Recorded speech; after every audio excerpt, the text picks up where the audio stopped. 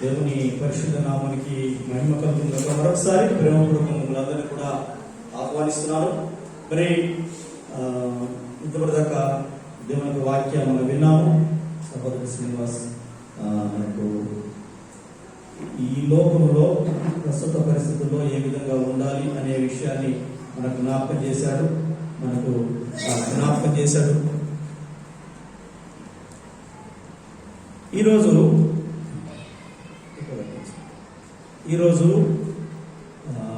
మీకు ఎంతమంది గుర్తుందో మరి ఎంతమంది గమనించారు లేదు కానీ ఈరోజు మట్టల ఆదివారం. తెలుసా? మట్టల ఆదివారం. చాలామంది కొంతమంది చర్చిలు డెకరేషన్ చేశారు, ఈత కొమ్మలకు పూలు కట్టి అక్కడక్కడ పెట్టారు. సో మనము సాధారణంగా మట్టల ఆదివారం అంటే ప్రార్థన చేస్తాం కానీ అంత ఆర్భాటంగా ఏమి సెలబ్రేట్ చేయము. కానీ ఈరోజు జరిగినటువంటి సన్నివేశాన్ని 2000 సంవత్సరాలకు పూర్వం యేసు ప్రభు ఈ లోకంలో ఉన్నప్పుడు, అనగా సుమారుగా 2022 సంవత్సరాలకు పూర్వము ఆయన ఉన్నప్పుడు, ఆయన పరిచర్యలో చివరి దినాల్లో ఈ భూలోకంలో అతడు చేసినటువంటి కార్యాలను మనము జ్ఞాపకం చేసుకుంటూ ఈరోజు జరిగినటువంటి సంఘటనను మనము గుర్తు చేసుకుందాం. ఏంటంటే గ్రాండ్ ఎంట్రీ ఆఫ్ జీసస్. అంశం ఏంటంటే గ్రాండ్ ఎంట్రీ ఆఫ్ జీసస్ అంటే యేసుక్రీస్తు యొక్క జయ ప్రవేశం. యెరూషలేములోనికి యేసుక్రీస్తు జయోత్సాహంతో ప్రవేశించినటువంటి సందర్భము ఈ మట్టల ఆదివారం. యేసు ప్రభు యెరూషలేములో చివరి వారంలో అతడు ప్రవేశించి దేవాలయంలో బోధించడము, పస్కా పండుగకు ఆయన హాజరు కావడము, ఈ సంఘటనలు, ఈ సన్నివేశాలన్నీ కూడా ముందున్నటువంటి వారంలో మనం ధ్యానం చేసుకోబోతున్నాం. అయితే ఈరోజు దేవుడు మన కొరకు ఏర్పాటు చేసిన లేఖన భాగాన్ని, ఈ సందర్భానుసారమైన లేఖన భాగాన్ని మనము చదువుకుందాం. మత్తయి సువార్త 21వ అధ్యాయము 1 నుండి 11 వరకు మనం చదివితే ఆ భాగంలో మనము ఈ సందర్భానుసారమైనటువంటి లేఖన భాగాన్ని మనం చూడగలుగుతాం. మత్తయి సువార్త 21వ అధ్యాయము 1 నుండి 11 వరకు. యెరూషలేమునకు సమీపించి ఒలివ చెట్ల కొండ దగ్గర ఉన్న బేత్ఫగేకు వచ్చినప్పుడు యేసు తన శిష్యులలో ఇద్దరిని చూచి, మీ ఎదుటనున్న గ్రామమునకు వెళ్ళుడి. వెళ్ళగానే కట్టబడి ఉన్న ఒక గాడిదయు దానితో నున్న ఒక గాడిద పిల్లయు మీకు కనబడును. వాటిని విప్పి నా యొద్దకు తోలుకొని రండి. ఎవడైనను మీతో ఏమైనను అనిన ఎడల అవి ప్రభువునకు కావలసి ఉన్నవని చెప్పవలెను. వెంటనే అతడు వాటిని తోలిపెట్టునని చెప్పి వారిని పంపెను. ప్రవక్త వలన చెప్పబడినది నెరవేరునట్లు ఇది జరిగింది. అదేమనగా, ఇదిగో నీ రాజు సాత్వికుడై గాడిదను భారవాహక పశువు పిల్ల అయిన చిన్న గాడిదని ఎక్కి నీ యొద్దకు వచ్చుచున్నాడని సియోను కుమారుతో చెప్పుడి అనున్నది. శిష్యులు వెళ్లి యేసు తమకు ఆజ్ఞాపించిన ప్రకారం చేసి ఆ గాడిదను దాని పిల్లను తోలుకొని వచ్చి వాటి మీద తమ బట్టలు వేయగా ఆయన బట్టల మీద కూర్చుండెను. జనసమూహంలోనూ అనేకులు తమ బట్టలు దారి పొడుగునా పరిచెది. కొందరు చెట్ల కొమ్మలు నరికి దారి పొడుగునా పరిచెది. జనసమూహంలో ఆయనకు ముందు వెళ్ళుచుండిన వారును వెనుక వచ్చి చుండిన వారును, దావీదు కుమారునికి జయము, ప్రభు పేరిట వచ్చువాడు స్తుతింపబడును గాక, సర్వోన్నతమైన స్థలములలో జయము అని కేకలు వేయుచుండిరి. ఆయన యెరూషలేములోనికి వచ్చినప్పుడు పట్టణమంతయు ఈయన ఎవరో అని కలవరపడెను. జనసమూహము ఈయన గలిలయలోని నజరేతువాడగు ప్రవక్త అయిన యేసు అని చెప్పింది. దేవునికి స్తోత్రం. చిన్న మాట ప్రార్థన చేసుకున్నాం. ప్రేమగల మా తండ్రి, కృపగల మా దేవా, నీకు వందనాలు చెల్లిస్తున్నాం. చదవబడిన వాక్యాన్ని ఆయన మేము ధ్యానించుకొని పోచుండగా నాతో, మాతో, అందరితో మీరు మాట్లాడి మమ్మల్ని బలపరచమని, మమ్మల్ని హెచ్చరించి సరిచేసి సహాయం చేయమని యేసు నామమున ప్రార్థిస్తున్నాం తండ్రి. ఆమేన్. గడియొద్దాం. హల్లెలూయా, హల్లెలూయా.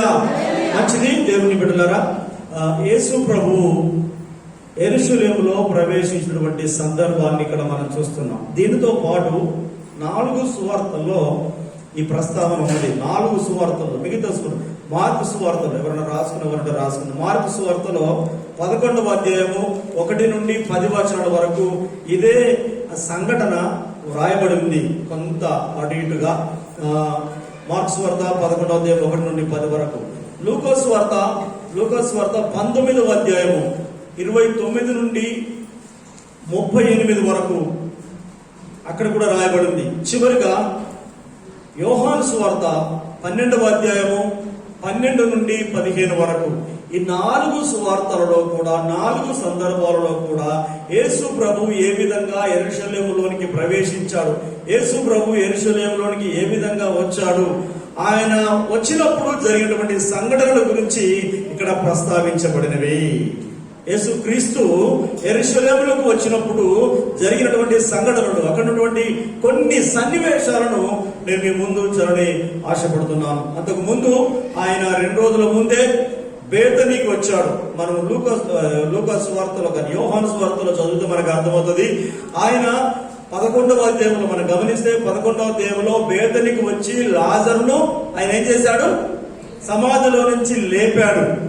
2-3 రోజుల ముందే అక్కడికి వచ్చి బేతనీలో ఉండి, బేతని నుండి యెరూషలేముకు అతడు వస్తూ పోతూ, యెరూషలేముకు బేతనికి 2 మైళ్ళ దూరం, సుమారుగా 3 కిలోమీటర్ల దూరం ఉంది కనుక ఆ బేతనులో లాజరు యొక్క కుటుంబం అతనికి సన్నిహితంగా ఉన్నటువంటి కుటుంబం కనుక అక్కడ బస చేస్తూ ప్రతిరోజు ఉదయం యెరూషలేము పట్టణంలోనికి వచ్చి అతడు యెరూషలేము పట్టణంలో బోధిస్తూ మళ్ళీ సాయంకాలము బేతనికి వెళ్ళి ఈ విధంగా వస్తూ పోతూ ఉన్నటువంటి సంఘటన మనము చూస్తున్నాము.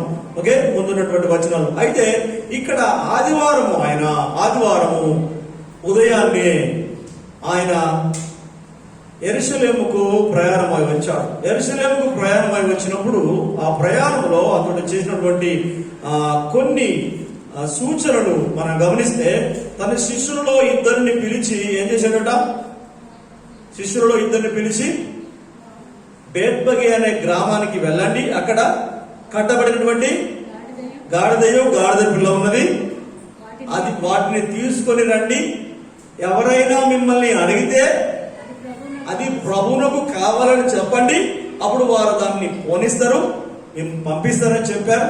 తీసుకొచ్చారు, దాని మీద బట్టలు వేశారు, యేసు ప్రభు దాని మీద కూర్చున్నాడు, ప్రయాణమై వెళ్ళిపోయాడు.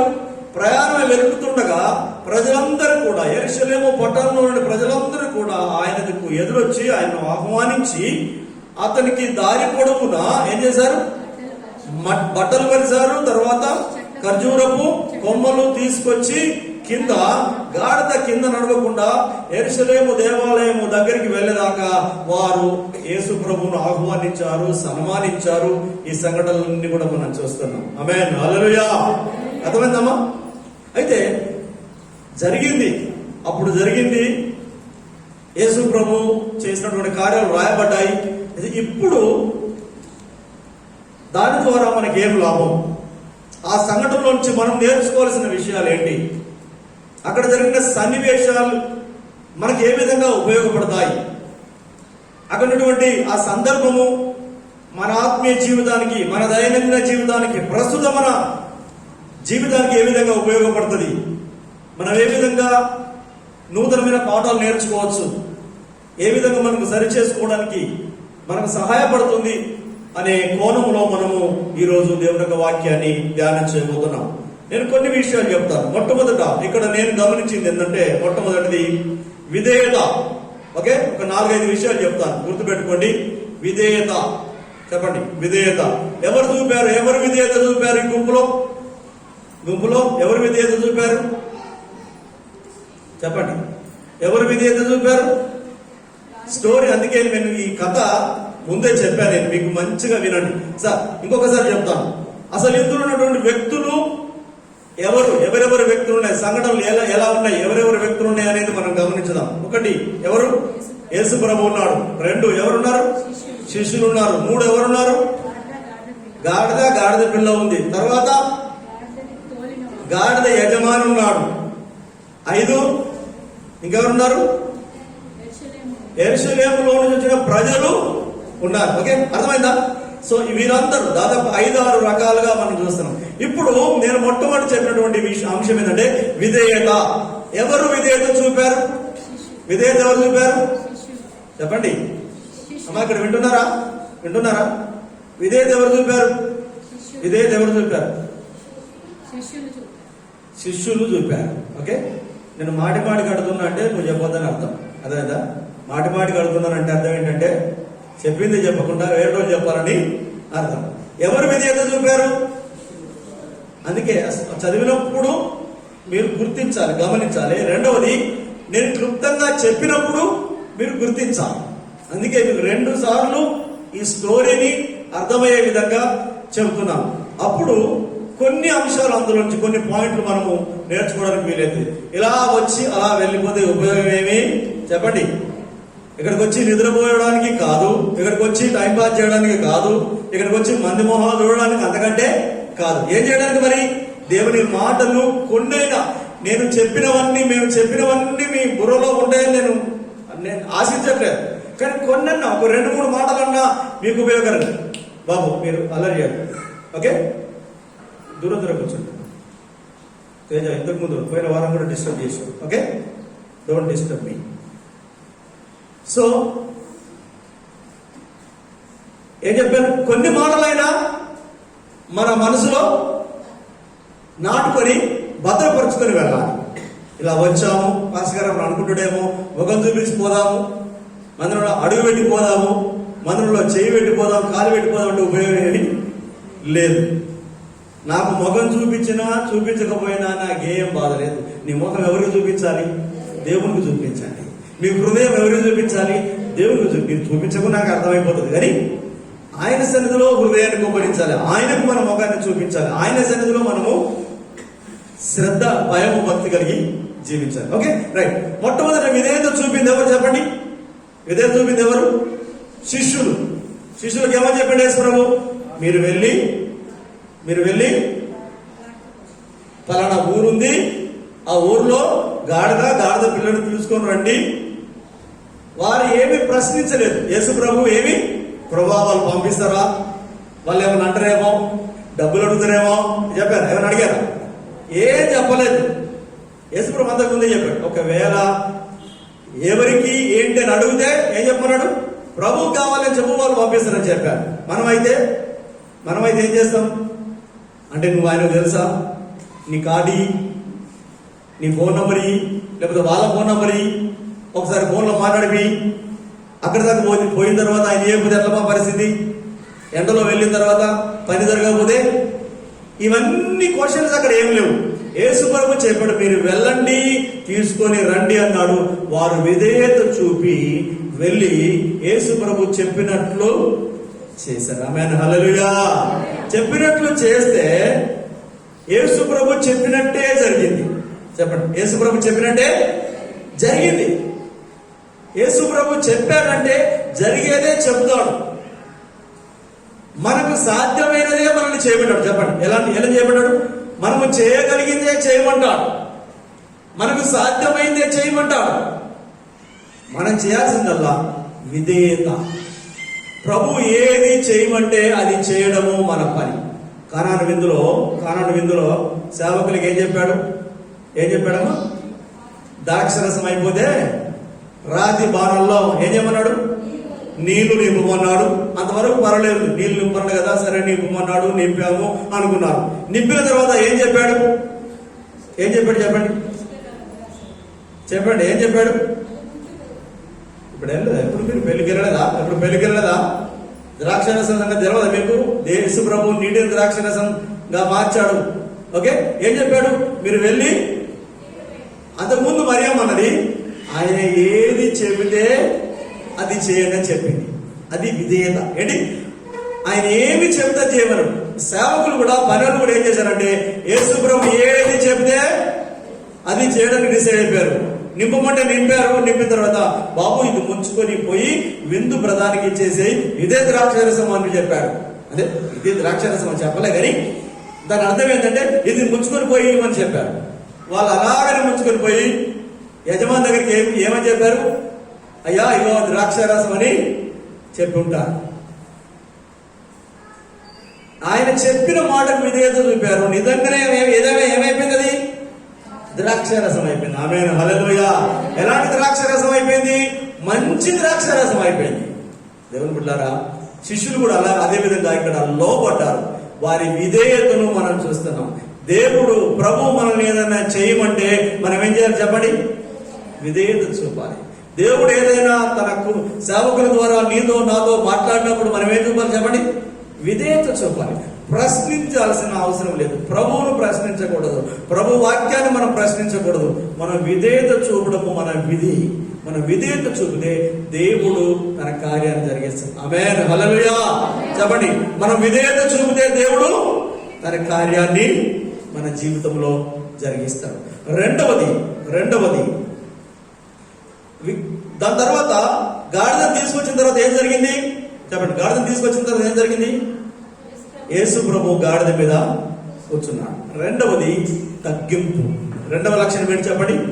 తగ్గింపు. ఎవరికి ఉంది తగ్గింపు? ఎవరికి ఉంది తగ్గింపు? ఎవరి దగ్గర చూస్తున్నాం మనం చెప్పండి?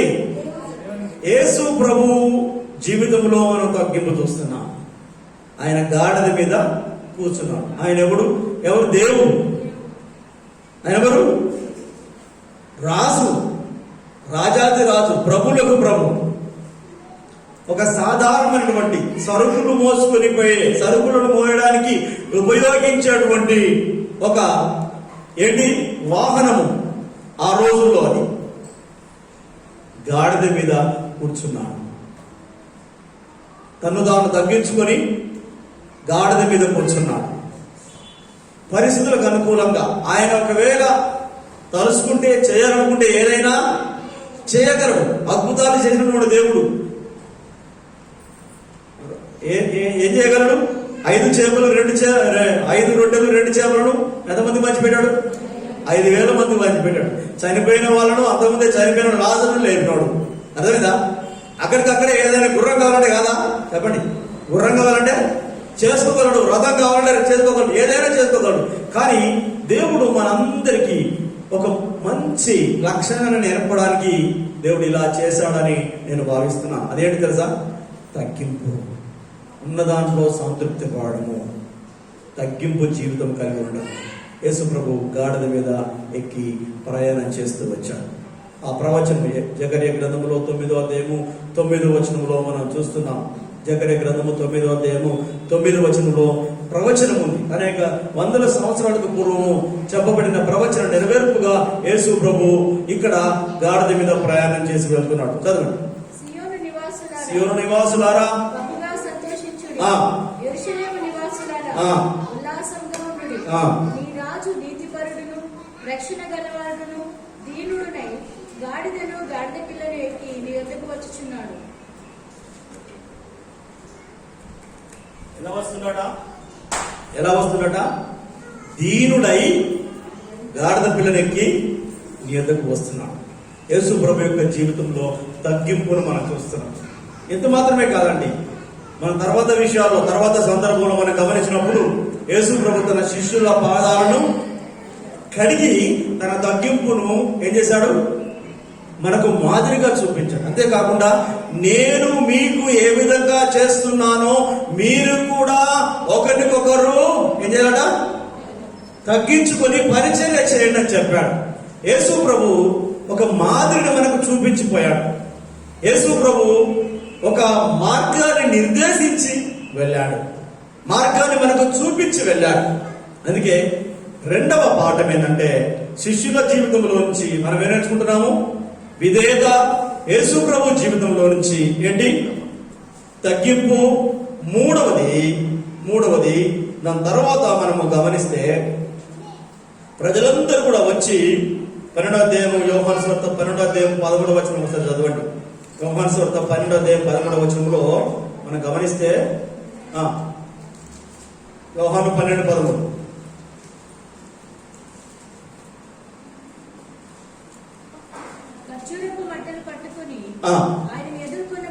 ఆయనను ఎదుర్కొనబోయి జయము ప్రభు పేరిట వచ్చుచున్న ఇశ్రాయేలు రాజు స్తుతింపబడును గాక అని కేకలు వేసి ఆమేన్ హల్లెలూయా ఏం చేశారట? ఆయనను ఆహ్వానించడానికి ఎదుర్కోవడం. మన భాషలో ఏమంటాము? పెళ్లి కొడుకు పెళ్లి కూతురు అది ఏమంటాం మనం తెలంగాణలో? ఎదుర్కోవడానికి వెళ్ళాము కదా. ఊరికనే వెళ్తాం. ఎదుర్కోవడానికి ఎట్లా వెళ్తాం? బాజా భజంత్రులతో చప్పుడు చేసుకుంటా కొన్ని నీళ్ళు తీసుకెళ్లి అలాగే ఇచ్చేసి, ఇవన్నీ కూడా పెళ్లిల ఈ పెళ్లిల సీజన్లో జరుగుతుంటాయి. అదేవిధంగా అయితే యెరూషలేములో ఉన్నటువంటి పట్టణస్తులందరికీ కూడా యేసు ప్రభు వస్తున్నాడనే వార్త విని తెలుసుకుని యేసు ప్రభువును ఎదుర్కోవడానికి ఏం చేశారు? యెరూషలేము పట్టణ చివారు అదే ఆ పట్టణ ప్రవేశానికి ఆ యొక్క గవిని దగ్గరికి వాళ్ళు వచ్చారు. గవిని దగ్గరికి వచ్చి యేసు ప్రభువును స్తుతించడం ప్రారంభించారు. ఇక్కడ మనము వారి జీవితం అంటే యెరూషలేము పట్టణ ప్రజల జీవితాల్లో నుంచి మనం నేర్చుకున్నటువంటి అంశం ఏంటంటే యేసు ప్రభువును సంతోషంగా ఆహ్వానించడము. ఆమేన్ హల్లెలూయా చెప్పండి. యేసు ప్రభువును వారి పట్టణంలోనికి వారు ఆహ్వానించారు. ఏమేశారు? బట్టలేశారు, ఖజూరపు కొమ్మలేశారు. ఆయనను స్తుతిస్తూ చప్పట్లు కొడుతూ కేకలేస్తూ ఏం చేశాడు? యేసు ప్రభువును సంతోషంగా వారి పట్టణానికి ఆహ్వానించారు. వారి జీవితంలో నుంచి మనం నేర్చుకోవాల్సిందంటే మనం కూడా యేసు ప్రభువును మన కుటుంబంలోనికి మన జీవితంలోనికి ఏం చేయాలి చెప్పండి? సంతోషంగా ఆహ్వానించాలి. ఆమేన్ హల్లెలూయా సంతోషంగా ఆహ్వానించాలి. యేసు ప్రభువును ఆహ్వానిస్తే మనకు లాభం. యేసు ప్రభు మన ఇంటికి వస్తే మనకు మేలు. యేసు ప్రభు మన జీవితంలోకి వస్తే మనకు ఆశీర్వాదం. పేతురు యేసు ప్రభువును వాళ్ళ ఇంటికి తీసుకెళ్లాడు. తీసుకెళ్తే ఏం జరిగింది? పేతురు వాళ్ళ ఇంటికి తీసుకెళ్తే ఏం జరిగింది తెలుసా? వాళ్ళ అత్తకు బాగలేకపోతే వాళ్ళ అత్త పేతురుల అత్త బాగలేకపోతే జ్వరముతో ఉంటే ఏం చేశాడట యేసు ప్రభు? ఆమె పడుకొని ఉంటే యేసు ప్రభు జ్వరమును ఏం చేశాడట? గద్దించును అని ఉంది. అప్పుడు ఆయన జ్వరమును గద్దించగా ఆమె వెంటనే లేచి వారికి ఉపచారము చేసిననుంది. యేసు ప్రభు మన ఇంటికి వస్తే మన రోగం పోతుంది. ఆమేన్ హల్లెలూయా. యాయీరు కుమార్తె యొక్క తండ్రి యేసు ప్రభువును తీసుకొని వచ్చాడు, తన ఇంటికి ఆహ్వానించాడు. ఇంటికి వస్తే ఏం జరిగింది? చనిపోయిన తన కూతురు లేచింది. అర్థమైందా? ఈ విధంగా ఎక్కడికి వెళ్ళినా యేసు ప్రభు ఏ ఇంటికి వెళ్ళినా, ఏ గ్రామానికి వెళ్ళినా, ఏ ప్రాంతానికి వెళ్ళినా మనకు వారికి ఆశీర్వాదకరంగా ఉన్నాడు. వారి జీవితంలో గొప్ప కార్యాలు చేశాడు. వారి జీవితంలో గొప్ప మార్పు కలిగింది. కనుక మనము యెరూషలేము పట్టణంలో ఉన్న ప్రజల్లాగా మనం కూడా యేసు ప్రభువును సంతోషంగా ఏం చేయాలట? ఆహ్వానించాలి. కొంతమంది ఆహ్వానించడం కాదు కదా, యేసు ప్రభు వస్తే కూడా డోర్ తీయని వారు ఉన్నారట. యేసు ప్రభు 3:20 ప్రకటన 3:20 ఏం చెప్తుందట? యేసు ప్రభు అట వచ్చి తలుపు యొద్ద తడుతున్నాడ. ఏమని చెప్పి? నేను పిలిచినప్పుడు మీరు తలుపు తెరిచి ఇదిగో నేను తలుపు యొద్ద నిలుచుండి తట్టుచున్నాను. ఎవడైనను నా స్వరము విని తలుపు తీసిన యెడల నేను అతని యొద్దకు వచ్చి అతనితో నేను నాతో కూడా అతడును భోజనము చేయదు. ఆమేన్ హల్లెలూయా. మన దగ్గరకు వచ్చి సహవాసము చేయడానికి యేసు ప్రభు ఇష్టపడుతున్నాడు. కొంతమందికి తెలియనోళ్ళ దగ్గరికి ఆయనే వస్తున్నాడు. ఏం చేస్తున్నాడే చెప్పండి? ఆయనే వస్తున్నాడు. కొంతమంది తెలివైన వారు ఏం చేస్తున్నారు? తెలివైన వారు, అవగాహన ఉన్నటువంటి వారు యేసు ప్రభువును పోయి ఎదుర్కొని తీసుకొని వస్తున్నారు. కొంతమంది తెలివైన వారి దగ్గర యేసు ప్రభు వచ్చి తలుపు తడుతున్నాడు. తలుపు తెరిస్తే యేసు మనతో కలిసి సహవాసం చేస్తాడు. ఆమేన్ హల్లెలూయా హల్లెలూయా. కానీ దేవుడు బిడ్డలారా, మనం యేసు ప్రభువును ఆహ్వానించే వారంగా ఉండాలి. మన సంఘంలోనికి, మన ఇంటిలోనికి, మన జీవితంలోనికి, మన హృదయంలోనికి యేసు ప్రభువును ఆహ్వానించే వారంగా ఉండాలి. మనకు తెలుసు కదా, యేసు ప్రభు నీళ్ళ మీద నడుస్తున్నప్పుడు ఆ సందర్భంలో మనం ఆలోచించినప్పుడు శిష్యులు పడవలో ప్రయాణం చేస్తుంటే ఏమొచ్చింది? తుఫాన్ వచ్చింది. తుఫాన్ వచ్చి ఏం జరిగింది? ఓడంతా అటు ఇటు ఊగుతూ నీళ్లతో నింపబడి మునిగిపోయి అస్తవ్యస్తమైన పరిస్థితుల్లో ఉన్నప్పుడు యేసు ప్రభు వారికి ప్రత్యక్షమైనప్పుడు యేసు ప్రభువును వారు దోణిలోనికి ఆహ్వానించారు. అప్పుడు సముద్రంని యేసు ప్రభు గద్దించాడు, అది నిమ్మలమైంది. యేసు ప్రభు ఆ దోణిలోనికి వచ్చారు. వారు క్షేమంగా గమ్యానికి చేరారు. లూకాసు వార్త 5వ అధ్యాయంలో మనం గమనించినట్లయితే యేసు ప్రభు వారి దూరంలోనికి వచ్చాడు. వారి దూరంలోనికి వచ్చినప్పుడు ఆయన వల వేయమన్న కాడ వల వేశారు. వారికి విస్తారమైన చేపలు పట్టి, ఈ విధంగా అనేకమైన సందర్భాలు బైబిల్ గ్రంథంలో చూస్తున్నాము. యేసు ప్రభువును మనం ఆహ్వానించినా మనకే మేలు. ఒకవేళ ఆయనే స్వయంగా వస్తానని చెప్పినా మనం ఆహ్వానిస్తే తలుపు తెరిస్తే కూడా మనకే మేలు, ఆశీర్వాదం. కనుక ప్రజల్లాగా మనం యేసు ప్రభువును ఎప్పుడైనా మనం ఇంటి దగ్గర ఒక బోర్డు పెట్టుకుంటాం తెలుసా? ఏమని? ఇంటి ముందు బోర్డు పెట్టుకుంటాం. ఏమని? వెల్కమ్ అంటాం. ఏమని బోర్డు పెడతాం? వెల్కమ్. హోటళ్లకు, రెస్టారెంట్లకు ఉంటుంది వెల్కమ్ అంటాం. కొన్నిసార్లు ఆల్వేస్ వెల్కమ్, కొన్నిసార్లు ఆల్ ఆర్ వెల్కమ్ కదా, రకరకాలు పెట్టుకుంటాం కదా. ఆల్ ఆర్ వెల్కమ్ అంటే అందరూ రావచ్చు, సాధాతో సహా. అంటే కొంచెం అందరూ రావచ్చు. All are welcome, always welcome. Okay, welcome, just welcome అని పెడతాం. ఓకే, మనము ఎప్పుడు ఆల్వేస్ కానీ ఆల్వేస్ అని పెట్టుకున్న మంచిదే, కానీ యేసు ప్రభుకు ఆల్వేస్ వెల్కమ్. ఎప్పుడైనా యేసు ప్రభు ఎప్పుడైనా, నువ్వు ఎప్పుడైనా రావచ్చు ప్రభు అనే విధంగా మన హృదయాలు, మన జీవితాలు, మన కుటుంబాలు సిద్ధపడి తెరవబడి ఉండాలి. ఆమేన్, హల్లెలూయా. అప్పుడు దేవుడు మన జీవితంలోనికి, మన కుటుంబంలోనికి వస్తే అది మనకు దీవెనకరంగా మారుతుంది. Okay, right. సో 3 అయిపోయింది. నాలుగవది అక్కడ ఉన్నటువంటి వారందరూ కూడా ప్రభువుని ఏం చేస్తారంటే ఇంకొక మాట, ఆరాధన చేశారు. ఏం చేశారు? ప్రభువు పేరున వచ్చుచున్న వారికి జయము జయము స్తుతి కలుగును గాక అని ఆరాధన చేశారు. ఇంకొక ముందుకేస్తే చిన్న పిల్లలు కూడా ప్రభువును ఆరాధించినట్టుగా మన లూకాసు వార్త 19వ అధ్యాయము 38వ వచనం గమనిస్తే, లూకాసు వార్త 19వ అధ్యాయం 38వ వచనం చదవండి త్వరగా. ఇంకొక 2 వచనాలు, 2 అంశాలు. ప్రభు పేరున వచ్చు రాజు స్తుతింపబడును గాక, పరలోకమందు సమాధానమును స్థలములలో మహిమయు ఉండును గాక. ఆమేన్. ఇదే వార్త, ఇదే వచనము, ఇదే విధంగా గొల్లల దగ్గరికి దూతలు వచ్చినప్పుడు, 2వ అధ్యాయం లూకాసు వార్త 2వ అధ్యాయం 14వ వచనం కూడా, గొల్లల దగ్గరికి దూతలు వచ్చినప్పుడు సర్వోన్నతమైన స్థలములలో దేవునికి మహిమ, భూమి మీద తనకిష్టులైన వారికి సమాధానము కలుగును గాక అని అక్కడ కూడా ప్రకటించాలి. ఇక్కడ నేను చెప్పదలుచుకుంది ఏంటంటే, ఈ యెరూషలేము వాసులు అదే విధంగా చిన్న పిల్లలతో మొదలుకొని పెద్దల వరకు యేసు ప్రభువును ఏం చేస్తున్నారు? వాళ్ళు ఆరాధన చేస్తున్నారు. ఆమేన్, హల్లెలూయా. స్తుతిస్తున్నారు. ఏం చేస్తున్నారు? స్తుతిస్తున్నారు, ఆరాధిస్తున్నారు. యేసు ప్రభువును మనం ఆహ్వానించినప్పుడు, యేసు ప్రభువును మన జీవితంలోకి ఆహ్వానించినప్పుడు, యేసు ప్రభువు మన సంఘంలోకి వచ్చినప్పుడు మనం ఏం చేయాలట? యేసు ప్రభువుని ఏం చేయాలి? ఆరాధించాలి, ఆయన ఘనపరచాలి. ఆరాధించడం అంటే ఏంటిది? వర్షిప్ అంటే ఏంటిది? ఆరాధించడం అంటే ఏంటిది? ఆయన ఏమై ఉన్నాడో అని మనం వివరించడం, ఆయన గొప్పతనాన్ని గురించి మనము చెప్పడమే ఆరాధన. సర్వోన్నతమైన స్థలములలో ఇక్కడ ఏమంటున్నాడు? ప్రభు పేరిట వచ్చువాడు స్తుతి నందును గాక అంటున్నాడు. కనుక దేవుణ్ణి ఆరాధించే వారంగా ఉండాలి. మన హృదయంలో, మన జీవితంలో ఆరాధన ఉండాలి, మన కుటుంబంలో ఆరాధన ఉండాలి, మన సంఘంలో దేవుని ఆరాధించే వారంగా ఉండాలి. యెరూషలేము పట్టణస్థులు దేవుని ఆరాధించారు. చివరిగా, లాస్ట్ బట్ నాట్ లీస్ట్, సమర్పణ.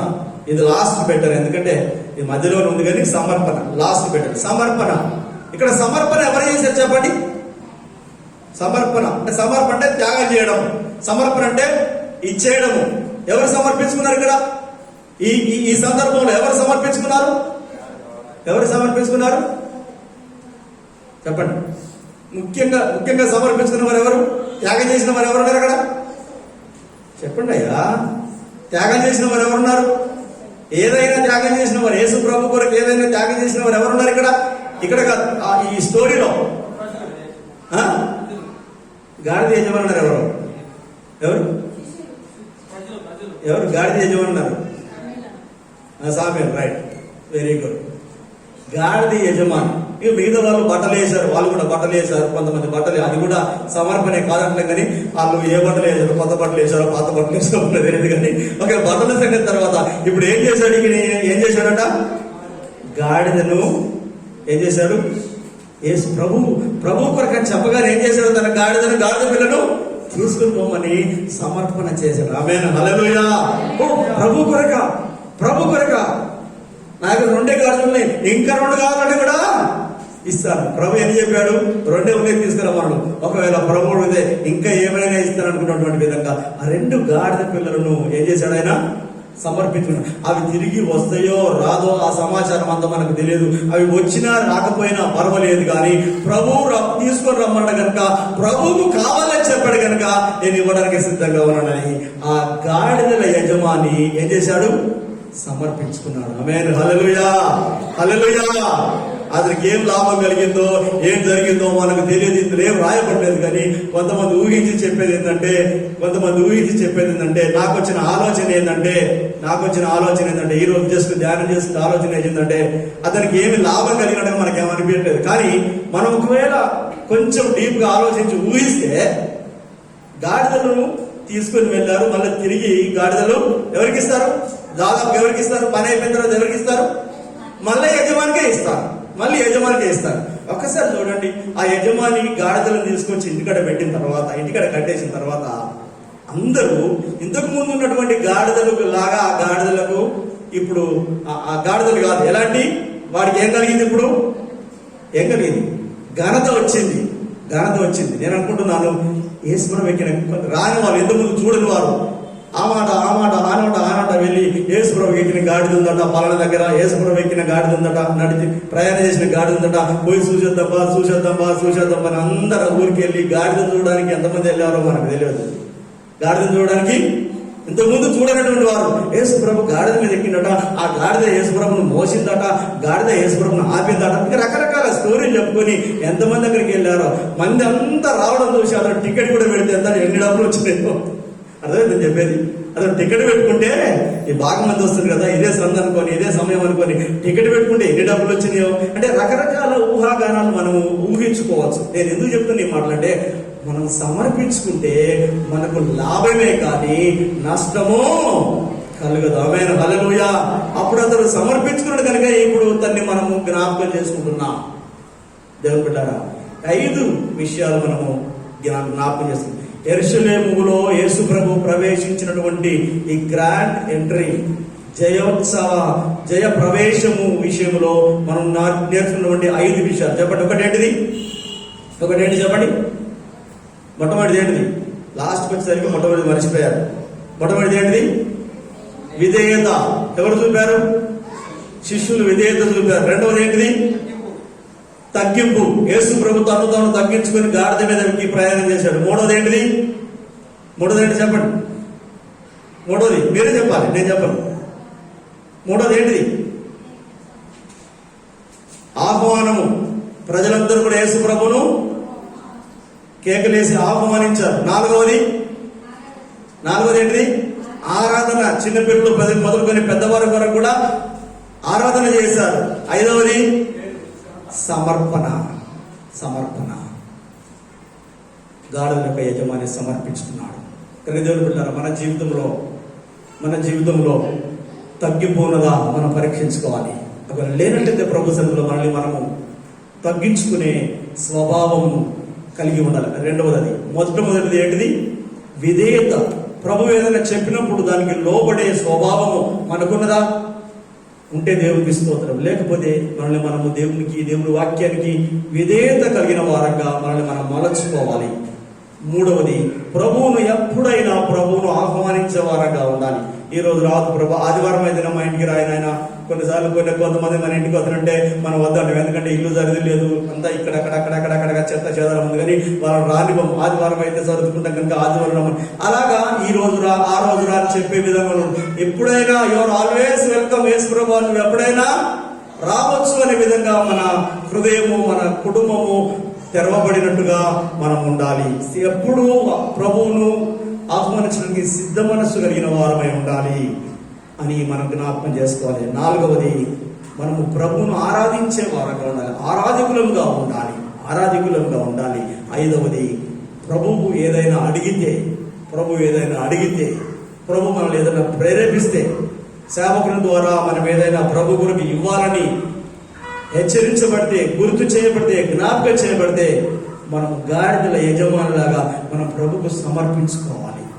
లాభాపేక్ష లేకుండా, అయ్యో మళ్ళీ నాకేమన్నా తిరిగి వస్తుందా రాదా, రాకపోయినా పర్వాలేదు అనే లాభాపేక్ష లేకుండా ప్రభు కొరకు సమర్పణ కలిగినటువంటి జీవితం మనం కలిగి ఉంటే దేవుడు మనల్ని దీవిస్తాడు, ఆశీర్వదిస్తాడు. అలాంటి కృప పరిశుద్ధాత్మ దేవుడు మనందరికీ వాక్యం వింటున్న ప్రతి ఒక్కరికి అనుగ్రహించును గాక. ప్రార్థన చేసుకుందాం.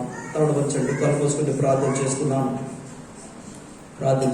దేవుని బిడ్డలారా, 5 విషయాలు మనకు జ్ఞాపకం చేసుకున్నాం. యేసు ప్రభు యెరూషలేములో పస్కా పండుగ కొరకు ప్రవేశించిన సందర్భంలో శిష్యులు దేవుని మాటకు లోబడి విధేయత చూపారు. మనము ప్రభు మాటకు లోబడే వారంగా ఉన్నామా? లోబడే స్వభావము మనలో ఉన్నదా? ఒకసారి మనం పరీక్షించుకుందాం. ప్రభు తను తాను తగ్గించుకుని గాడిద మీద ప్రయాణం చేశాడు. మనకు తగ్గింపు స్వభావం ఉన్నదా? మనం పరీక్షించుకుందాం. దేవుని బిడ్డలారా, ఒక 2 నిమిషాలు మనం పరీక్షించుకుందాం. ప్రభుకు మనం సమర్పించుకుందాం. ఏదైనా లోపం ఉన్నట్లయితే సరి చేసుకుందాం. ప్రభుకు మనం అప్పగించుకుందాం. 3వదిగా, యెరూషలేము పట్టణస్థులు ప్రభుకు గొప్ప గ్రాండ్ వెల్కమ్ తెలియజేశారు, గొప్ప ఆహ్వానం ఇచ్చారు. ప్రభు నీ జీవితంలోకి రావడానికి, నీ కుటుంబంలోకి రావడానికి, మన సంఘంలోకి రావడానికి మనం ఎప్పుడు ఆహ్వానం ఇచ్చే విధంగా, ఆహ్వానం తెలిపే వారంగా ఉండాలి. యేసుప్రభు వస్తే నీకే లాభం, యేసుప్రభు నీ ఇంటికి వస్తే నీకే దీవెన, ఆశీర్వాదము అనే అవగాహన కలిగి, ప్రభువా మీరు ఎప్పుడైనా రండి ప్రభువా, నిత్యము రండి ప్రభువా, వస్తూ పోతుండండి ప్రభువా, లేకపోతే మా ఇంట్లోనే ఉండండి, నా జీవితంలోనే ఉండండి ప్రభువా. ఒకసారి వచ్చిన తర్వాత ఆయన మనతోనే ఉండే విధంగా మనము మన హృదయాలను, మన జీవితాలను సిద్ధపరచుకోవాలి. ఆయన ఆరాధించే వారంగా ఉండాలి. పిల్లలు పెద్దలనే భేదం లేకుండా ప్రభువును ఆరాధించే వారంగా ఉండాలి. ప్రభు గొప్పతనాన్ని వివరించి వర్ణించే వారంగా ఉండాలి. సమర్పణ కలిగిన వారంగా ఉండాలి. ప్రభు మనకు ఏది చేయమంటే, ఏది ఇవ్వమంటే అది ఇచ్చేవారంగా, మన సమయాన్ని, ఇంతకుముందు మనము చెప్పుకున్నట్లుగా మన సమయాన్ని, మన బలాన్ని, మన ధనాన్ని ప్రభు కొరకు సమర్పించుకునే వారంగా మనం ఉండాలి. తద్వారా దేవుడు మనల్ని ఆశీర్వదిస్తాడు, దీవిస్తాడు. అలాంటి సమర్పణ జీవితము నాకు కావాలి ప్రభా, సమర్పణ జీవితం నాకు దయచేయండి ప్రభా అని ప్రభు సన్నిధిలో మనం తీర్మానం చేసుకుందాం. ప్రభు సన్నిధిలో తీర్మానం చేసుకుని దేవుని బిడ్డారా, దేవుడు మనల్ని దీవించడానికి, మనల్ని ఆశీర్వదించడానికి మరొక అవకాశాన్ని మనకు కల్పించాడని మనం ప్రభుకు సమర్పించుకుందాం. వాక్యానికి లోబడదాం. సమర్పించుకుందాం.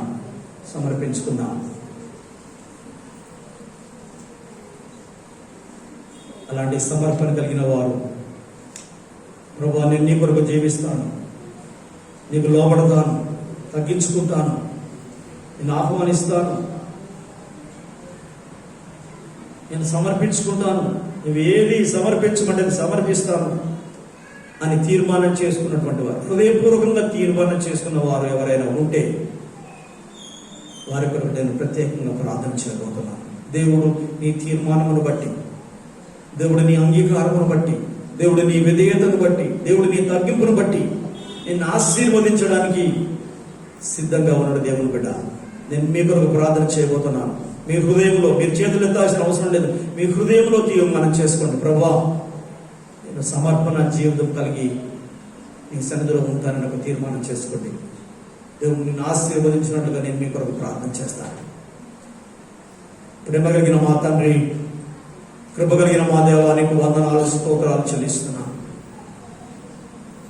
మధ్యాహ్నకాల సమయంలో నీ వాక్యం ద్వారా మాతో మాట్లాడినందుకు నీకు స్తోత్రాలు. మీరు ఇచ్చినటువంటి సూచనలు బట్టి నీకు వందనాలయ్యా. మీరు చూపించిన మాదిరిని బట్టి నీకు స్తోత్రాలు నాయన. మేము కూడా మిమ్మల్ని పోలి నడుచుకునే వారంగా ఉండకు సహాయం చేయండి. మీలాంటి తగ్గింపు స్వభావం మాకు దయచేయండి. శిష్యులు లాంటి విధేయత మాకు దయచేయండి. యెరూషలేము పట్టణస్థులు లాంటి ఆహ్వానము తెలిపే మనసును దయచేయండి. ఆరాధించే మనసును దయచేయండి. ఆ గాడిదల యజమాని యొక్క సమర్పణ జీవితమును మాకును దయచేసి మహిమ పొందమని ప్రార్థన చేస్తున్నాం. ఇక్కడ తీర్మానం చేసుకున్న ప్రతి బిడ్డను, హృదయంలో తీర్మానం చేసుకున్న ప్రతి బిడ్డను మీరు దీవించండి ప్రభా. నమ్మకస్తులుగా మీరు మార్చండి నాయన. నీ ఆశీర్వాద హస్తము వారిపైన, వారి కుటుంబాల పైన ఉంచమని ప్రార్థన చేస్తున్నాం. నీ కృపకు మమ్మల్ని అందరినీ అప్పగించుకుంటూ యేసు క్రీస్తు నామమున ప్రార్థించి వేడుకుంటున్నాము తండ్రి. ఆమేన్, ఆమేన్, ఆమేన్. మంచిది. మరి అందరూ లేచి నిలబడదాం. లేచి నిలబడినట్లయితే పాట పాడి కానుకలు సమర్పించుకుందాం. పాట పాడుచుండగా ప్రభుకు కానుకలు సమర్పించుదాం.